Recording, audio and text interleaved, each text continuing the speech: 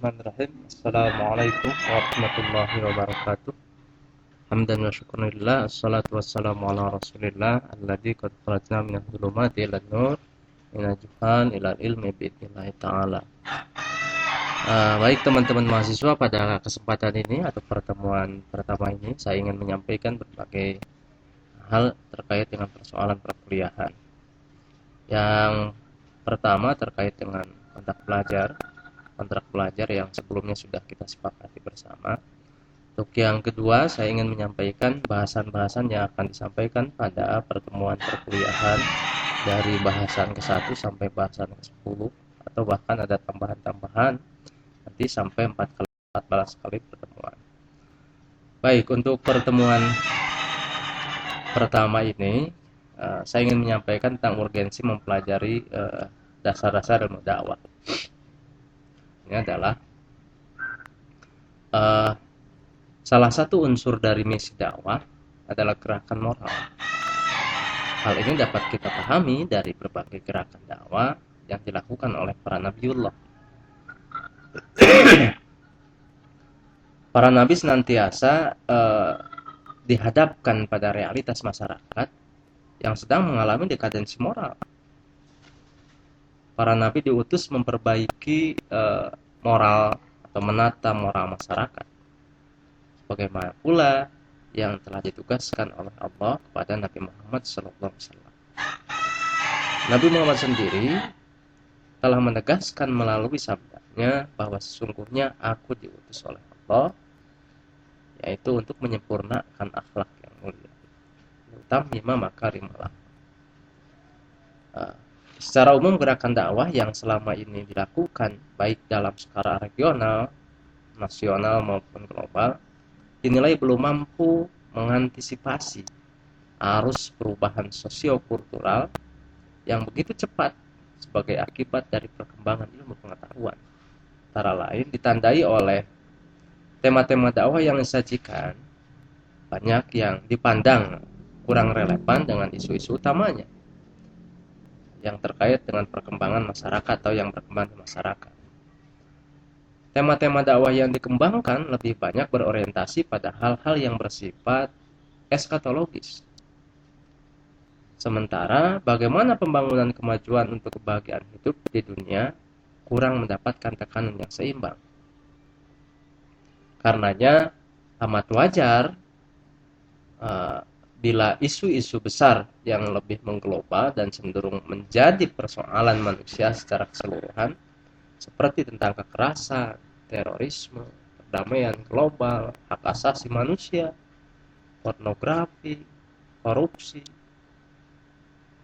perusakan lingkungan, dan lain-lain tidak terbahas secara serius, juga tidak terbahas secara mendalam. Demikian halnya dengan model-model dakwah yang ada. Model dakwah belum mampu membaca akar permasalahan umat secara cermat dan menemukan langkah-langkah pemecahannya secara tepat, terutama yang terkait dengan rendahnya kualitas moral masyarakat. Model-model dakwah yang dilakukan masih cenderung dominan dan mengembangkan tradisi dakwah lisan. Akibatnya ajaran Islam yang disampaikan hanya mampu memasuki wilayah-wilayah pinggiran dari sistem kepribadian sosial secara keseluruhan, sehingga belum mampu memberikan jawaban atau jawaban konkret atas berbagai macam permasalahan yang dihadapi masyarakat dewasa ini, khususnya umat Islam. Sehingga akhirnya gerakan dakwah yang dilakukan para dai dalam berbagai bentuk dan melalui beragam media di masyarakat selama ini, baik dalam skala lokal, regional maupun nasional, belum berbanding lurus ya dengan peningkatan kualitas moral masyarakat. Pada kenyataannya, perilaku dekadensi moral dalam berbagai bidang kehidupan dan pada beragam strata sosial masyarakat menjadi merajalela, bahkan cenderung terus mengalami peningkatan secara semakin bervariasi. Munculnya beragam persoalan dalam bidang politik, ekonomi, sosial, dan budaya di tengah-tengah kehidupan bangsa Indonesia misalnya, disinyalir, dipicu oleh lemahnya muatan dan implementasi nilai-nilai moral dalam berbagai bidang kehidupan, yang antara lain akibat dari lemahnya penerapan model-model dakwah yang tepat dalam memperbaiki moralitas masyarakat. Inilah pembuka ya, yang ingin saya sampaikan untuk pendahuluan proses perkuliahan. Ketika teman-teman mempelajari dasar-dasar ilmu dakwah, harapannya adalah teman-teman mampu mengetahui dan memahami dasar-dasar disiplin ilmu dakwah serta memahami tentang penerapan teori-teori dakwah dalam berbagai perspektif. Sehingga dengan pemahaman yang ini, teman-teman nanti diharapkan akan mampu membaca realitas yang terjadi, lalu memberikan lalu memahami dan mengamati persoalan itu, lalu di kemudian hari memberikan solusi atas problem yang terjadi di masyarakat. Sehingga salah satu upaya untuk membangun itu semua adalah di sini terdapat beberapa bahasan. Yang pertama, kita bicara tentang makna dakwah dan makna ilmu dakwah. Yang selanjutnya, ya, pertemuan selanjutnya, pertemuan keempat kurang lebih ya, akan membahas tentang ruang lingkup dakwah. Untuk pertemuan kelimanya, kita akan membahas tentang objek dakwah dan objek ilmu dakwah. Nanti di sini akan dibahas lebih dalam. Pertemuan keenamnya kita akan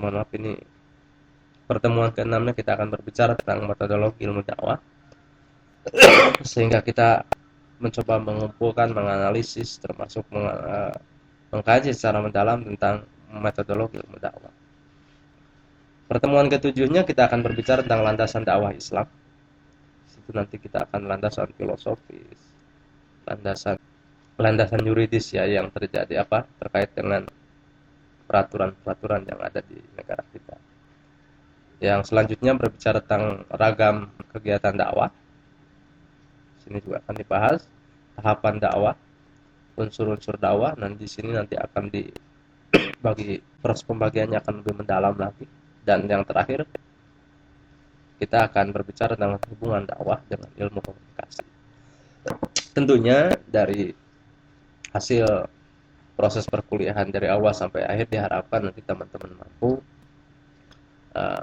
memahami terkait dengan dasar-dasar ilmu dakwah seperti harapan semula, dan mampu menyelesaikan proses perkuliahan secara maksimal, termasuk juga melalui daring ya, melalui Zoom Meet, Google Meet, ataupun termasuk juga menyimak presentasi-presentasi yang saya sampaikan. Demikian untuk pertemuan kita kali ini. Saya ucapkan terima kasih teman-teman yang sudah menyimak dan hadir dalam absensi INOS yang telah disediakan oleh kampus, dan tetap bahagia, tetap gembira, dan tetap mampu membahagiakan orang tua. Terima kasih. Billahi taufiq wal hidayah. Assalamualaikum warahmatullahi wabarakatuh.